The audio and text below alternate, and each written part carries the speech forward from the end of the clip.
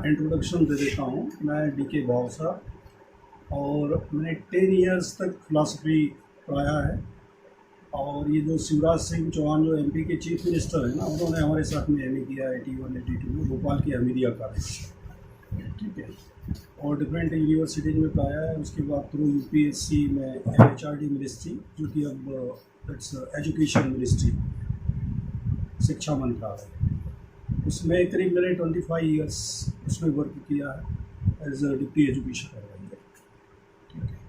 अब जहाँ तक सिविल सर्विस की बात है ना, सिविल सर्विस पहले तो आपको ये देखना चाहिए कि कम्पिटिटिव एग्जामिनेशन जो है उसका ओरिजिन कहाँ से है, ठीक है। आप लोग देखते रहिए चाइनीज आइटम कम्पिटिटिव एग्जामिनेशन, ठीक है। एग्जामिनेशन का जो पैटर्न है कहाँ से चला, और एग्जामिनेशन का मतलब क्या इंटेंशन होता है, एग्जामिनेशन क्या करता है, मतलब आपके नॉलेज को मेजर करता है, इंफॉर्मेशन को मेजर करता है कि किस में कम नॉलेज है, किस में ज़्यादा नॉलेज है, किसके पास कम इंफॉर्मेशन है, ज़्यादा, आपकी मेमोरी, आपके इंटेलेक्चुअल रीजनिंग, लॉजिकल पावर को आपको देखता है।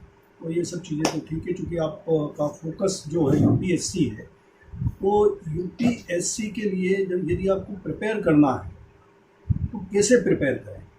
अब डिफरेंट कोचिंग है, डिफरेंट मेंटरिंग इंस्टीट्यूट है, वो डिफरेंट तरीके से बताते हैं। मैं आपको बताता हूँ, बहुत ज़्यादा पढ़ने की यूपीएससी में ज़रूरत नहीं है, नंबर 1। नंबर 2, यूपीएससी का जो एग्ज़ामिनेशन का मेन का और प्रीलिम का भी जो लेवल होता है, उसके अंदर पहले तो एलिजिबिलिटी क्राइटेरिया हम देख लें कि क्या होता है यूपीएससी। एलिजिबिलिटी क्राइटेरिया क्या है कि any graduate, he may be science graduate, engineering graduate, arts, commerce, any graduate is eligible to apply and sit for the UPSC examination, ठीक है। ये है। तो अब इसमें एग्जामिनेशन आपसे ये एक्सपेक्ट नहीं करता कि आप बहुत बड़े विद्वान हो या आपको बड़ा स्कॉलरली रिप्लाई लिखना है या आपके पास बहुत सारा नॉलेज हो, ये एक्सपेक्ट आपसे नहीं करता है। तो फिर क्या एक्सपेक्ट करता है, मतलब वो एक आपका अंडरस्टैंडिंग, प्रैक्टिकल अंडरस्टैंडिंग होना चाहिए और साइंटिफिक टेम्परामेंट होना चाहिए। प्रैक्टिकल अंडरस्टैंडिंग और साइंटिफिक टेम्परामेंट, आपका अप्रोच जो है वो साइंटिफिक होना चाहिए। जैसे मैं आपसे पूछूं कि ये कमरा 10 फीट लंबा और 10 फीट चौड़ा, मतलब 100 स्क्वायर फीट का कमरा है।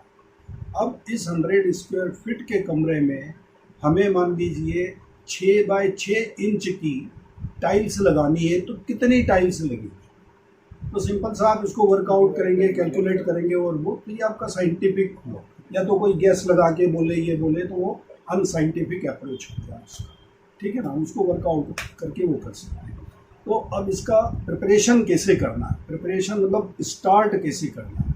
कुछ तो जो 1-2 अटेम्प्ट कर चुके हैं उनका अपना तरीका होगा, डिफरेंट कोचिंग ज्वाइन किए हुए हैं, तो कोचिंग वाले भी उनको बताते हैं।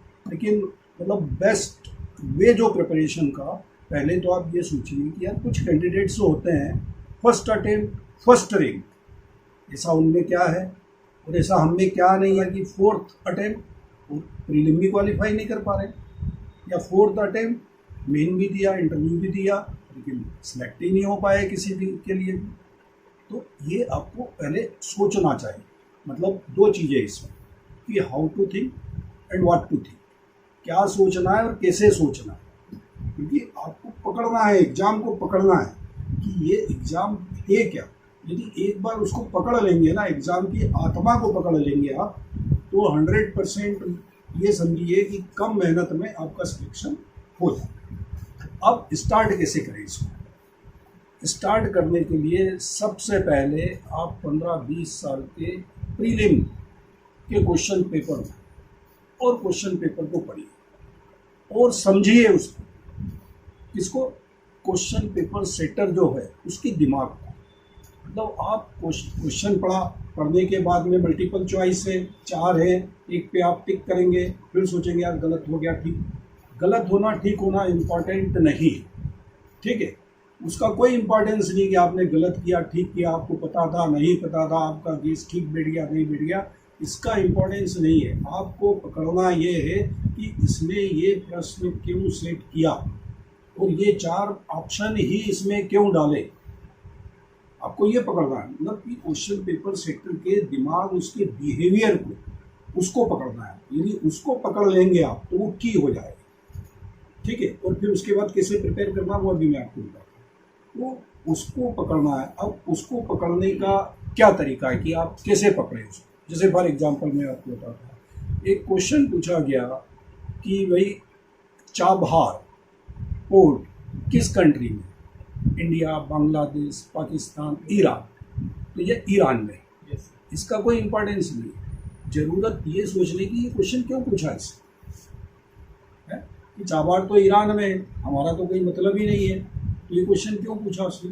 ये क्वेश्चन इसलिए पूछा कि वो चाबहार पोर्ट जो है उसका पूरा मेंटेनेंस और अदर थिंग्स इंडिया का।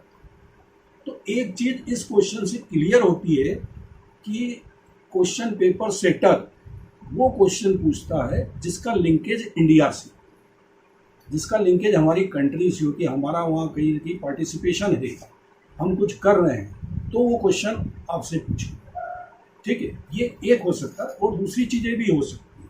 तो एक तरीका तो ये, अब पहले जब आप क्वेश्चन पेपर पढ़ लेंगे, इस हिसाब से आप डिसिफर करने की कोशिश करेंगे कि इसने क्यों क्वेश्चन पूछा और ये पूछा, तो एक थोड़ा बेसिक अंडरस्टैंडिंग आपको हो जाएगी कि भाई प्रीलिम के लिए कैसे क्वेश्चन पूछे जाते हैं और क्यों पूछे जाते हैं। अब आप उठाइए सिलेबस। फर्स्ट एक्शन पॉइंट क्या है कि क्वेश्चन, दूसरा एक्शन पॉइंट क्या है सिलेबस। सिलेबस उठाइए और सिलेबस में आप एक एक टॉपिक को पढ़िए, और क्वेश्चन पेपर चूंकि आपने पढ़ रखे तो थोड़ा बहुत माइंड में अटके ही हुए हैं, तो उस टॉपिक से कौन सा क्वेश्चन अब उसमें लिंकेज सेटअप करिए कि ये एक पर्टिकुलर टॉपिक है और इस पे ये पर्टिकुलर क्वेश्चन पूछा, तो ये यहाँ से यहाँ उठा के ये क्वेश्चन ऐसे पूछता इस टॉपिक से। तो आपको आइडिया होगा कि एक टॉपिक है तो उस टॉपिक से पर्टिकुलर टाइप के क्वेश्चन ही पूछे जाते हैं, या डिफरेंट टाइप का ट्रेंड है, या हर बार नए नए क्वेश्चन बना लेते हैं, या लैंग्वेज नहीं बना लेते हैं और क्वेश्चन वही होता है। तो फिर आपको पैटर्न पकड़ में आ जाएगा, क्वेश्चन समझ में आ गया आपको, सिलेबस समझ में आ गया आपको। अब उसके बाद में आपको अपना प्रिपरेशन करना, मतलब ये है कि प्रिपरेशन आपका ठीक वैसे ही होना चाहिए, रिहर्सल कि जैसा स्टेज पे जाके आपको नाचना है, प्रैक्टिस वैसी। मतलब ये विद्वान बनने वाला एग्जामिनेशन नहीं है, या बहुत कोई स्कॉलरली या बहुत नॉलेज का इसमें एक्सपेक्टेशन नहीं है, लेकिन ये चीज़ भी है कि आपकी अंडरस्टैंडिंग और अप्रोच जो है साइंटिफिक होना चाहिए, और आपका रिप्लाई जो है वो सेक्युलर होना चाहिए, और रिप्लाई आपका बेस्ट ये होना चाहिए कि जो डे टू डे लाइफ में जिसका अप्लीकेबल हो, जिसका अप्लीकेशन हो डे टू डे लाइफ में। अब रोटी फूल जाती है, अब रोटी तो फूल गई, लेकिन उसमें से जब हम मारते तो भाप निकलती, तो भाप को क्या पूछ लेगा भाई ये कौन सी गैस है। और एक आपकी साइंटिफिक अप्रोच होनी चाहिए ना। वो तो भाप है, उसके अंदर पानी है, पानी का वाटर वेपर बन गया, लेकिन वो तो पूछेगा इस गैस का नाम क्या है, क्योंकि आपसे ये एक्सपेक्ट किया जाता है कि आपका टेम्परामेंट साइंटिफिक होना चाहिए। मतलब आपका ऑब्जर्वेशन कि आपके दिमाग में ये क्वेश्चन आना चाहिए कि यार ये रोटी बहुत बनती है, इसमें जो भाप निकलती है, तो ये इसका केमिकल नेम क्या है। इस हिसाब से आपको ये बेसिक आइडिया है कि इस हिसाब से आपको प्रिपेयर करना है, और ये सोचना है कि यार कुछ बंदे होते हैं फर्स्ट अटेम्प्ट सेकंड अटेम्प्ट में ही फर्स्ट रैंक सेकंड रैंक या निकल जाते हैं, आईएएस क्लियर कर लेते हैं। कुछ होते हैं 6 अटेम्प्ट दे देते हैं, 6 में भी नहीं निकल पाते कुछ। तो क्यों, उसका क्या रीज़न। उसका रीज़न ये नहीं है कि उन्होंने कम मेहनत की, उसका रीज़न ये नहीं है कि उन्होंने पढ़ा नहीं है, उनके पास नॉलेज नहीं है या इन्फॉर्मेशन नहीं है। उसका ये रीज़न बिल्कुल नहीं है। उसका रीज़न है उनका अप्रोच। उनका अप्रोच जो है ना, उनका अप्रोच ठीक नहीं है। और जिसका अप्रोच ठीक है वो तो बहुत कम पढ़ाई में और बहुत आसानी से। दूसरी चीज़ ये है कि आपको अपना स्ट्रेस लेवल जो है उसको भी मेंटेन करना है, स्ट्रेस लेवल। और स्ट्रेस लेवल को कैसे मेंटेन करेंगे। अब एग्जामिनेशन है तो एग्जामिनेशन में स्ट्रेस तो होगा ही। मैंने बोल दिया कि यार उसको मेंटेन करना है तो कैसे मेंटेन करो। होता क्या है, ये यूट्यूब वगैरह पे आजकल तो सोशल और इस पर इंटरनेट वगैरह पे सब चीज़ें होती है। एक नर्व होती है, वेगस नर्व होती है। जब हमारा मूड ऑन ऑफ होता है ना, कभी हम गुस्से में होते हैं, कभी फ्रस्ट्रेट हो गए, कभी बड़े हैप्पी हो गए, कभी कुछ हो गए, तो हमारी जो वेगस नर्व है ये हमारा मूड उससे रिलेट होता है। उससे वो जब कभी एक्टिवेट है, डीएक्टिवेट है, तो उससे हमारा mood up and down up and down. अब उसको मतलब हमारे मूड को बैलेंस में बनाए रखने के लिए ब्रीथिंग करना है। यदि जब लगे आपको यार कि दिमाग में फ्रस्ट्रेट हो रहा, बड़ा डिप्रेशन हो रहा, ये हो रहा, तो आप 20-25 जो है ब्रीथिंग लंबा लंबा, कुछ नहीं करना है, लंबा ब्रीथिंग करिए और छोड़िए, ब्रीथिंग करिए छोड़िए 20-25। आप देखोगे उसके बाद आपको हैप्पी हैप्पी लगेगा। तो सिंपल सिंपल मेथड है, कभी इसको आप अप्लाई करके देखिए तो आपके लिए सुटेबल है या नहीं है। आपको ये भी चेक करना है आपके लिए ये सुटेबल है या नहीं है। दूसरा क्या है, इसमें सबसे इम्पॉर्टेंट चीज़ क्या है, आपका राइटिंग स्किल, रीडिंग स्किल। अब जैसे कम्युनिकेशन स्किल पे आ जाए, कम्युनिकेशन स्किल में यूजुअली कम्युनिकेशन स्किल से लोग क्या समझते हैं कि यार फ्लुएंसी के साथ बोलो, बड़े अच्छे से बोलो, बिना रुके रुके हिचके, मतलब जीभ जो लथड़ा रही है, घबरा रहे हो, ऐसे नहीं बोलो। वो कम्युनिकेशन स्किल नहीं होती। उसको कम्युनिकेशन स्किल नहीं बोलते कि आप जिग जिग बोल रहे हो, अटक अटक के बोल रहे हो, तो आपका कम्युनिकेशन स्किल खराब है। इसको नहीं बोलते कि आपका कम्युनिकेशन स्किल खराब है। कम्युनिकेशन स्किल आपका खराब तब है जब सामने वाले को आप कन्विंस नहीं कर पाते। कम्युनिकेशन स्किल का मतलब आपका कन्विंसिंग पावर आपका कितना है। भी कोई प्रोडक्ट आपको सेल करना है या भी आप अपना आंसर जो है सेल कर रहे हो ना, ऐसे आया 10 मार्क्स का ऐसे या 300 मार्क्स का ऐसे आपने लिखा, 275 मार्क्स में बेच दिया, किसी का 100 में बिका, किसी का 150 मार्क्स में बिका। वो आपका रिटर्न कन्विंसिंग पावर कितना था, उतने ही मार्क्स मिलेंगे, आपको उतने ही रुपए मिलेंगे। तो आपका कन्विंसिंग पावर, अब आपका रिटर्न कन्विंसिंग पावर मतलब ठीक है या नहीं है, इसको मैच करने के लिए क्या क्राइटेरिया, इसको चेक कैसे करोगे आप कि यार मैंने जो आंसर लिखा, ऐसे लिखा, वो ठीक है या नहीं है। तो उसके लिए आप क्या करिए, जितने भी सेंट्रल मिनिस्ट्रीज होती हैं या पार्लियामेंट के नोटिफिकेशन होते हैं, सेंट्रल मिनिस्ट्रीज के स्कीम और प्रोग्राम्स होते हैं, ठीक है, वो आम आदमी के लिए होते हैं ना, कि आम आदमी एक बार पढ़े और उसको समझ में आ जाए, उनके लिए होते हैं। और वो कई सीनियर ऑफिसर से गुजरने के बाद में बनते हैं, ड्राफ्ट अप्रूव होने के बाद में बजट में छपता है आम आदमी के लिए।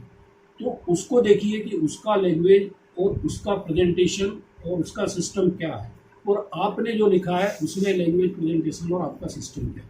यदि उससे मैच करता है तो आपका बेस्ट सिस्टम है। ये क्राइटेरिया है चेक करने का आपका रिटर्न स्किल। इसी प्रकार से आपका रीडिंग स्किल है। अब इसको कैसे इम्प्रूव कर सकते हैं, क्या कर सकते हैं, ये चीज़ें हम आपको बाद में बताएंगे। तो जैसे रीडिंग स्किल में भी और अंडरस्टैंडिंग स्किल आपका जो है ना, जैसे एक चीज़ होता है, मिड डे मील स्कीम चलती है, बड़ा पॉपुलर एजुकेशन का प्रोग्राम। अब लोग क्या समझते हैं कि मिड डे मील स्कीम से कि बच्चा जाएगा स्कूल में, पहली से 5वीं तक या 8वीं तक का बच्चा, उसको लंच बॉक्स नहीं ले जाना है स्कूल में, उसको लंच मिलेगा। ऐसा बिल्कुल नहीं है। मिड डे मील स्कीम क्या है, additional nutritional support to student. वो फुल मील नहीं है, वो तो ये समझा जाता है कि बच्चा जो घर में भोजन कर रहा है, घर से जो उसको भोजन मिल रहा है, उसमें पूरा न्यूट्रिशन उसको नहीं मिल रहा है, तो सरकार ने वो योजना इंट्रोड्यूस की है कि भाई हम भी इसको एक एडिशनल न्यूट्रिशन दे रहे हैं। तो कुछ न्यूट्रिशन घर से मिल रहा है, कुछ न्यूट्रिशन हमारी तरफ से मिलेगा, तो इसको फुल न्यूट्रिशन मिलेगा। ये वो मेन क्या है, additional nutritional support, mid day meal scheme ये।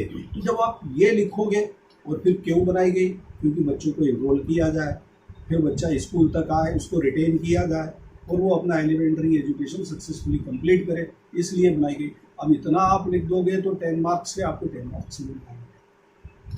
अब आप इधर उधर की बातें लिख रहे हो MDM में, तो फिर वो मार्क्स नहीं मिलेगा। मतलब ये बेसिक अंडरस्टैंडिंग होना चाहिए कि this is not a full meal scheme, it's additional nutritional support to students to enrol them and retain them in school.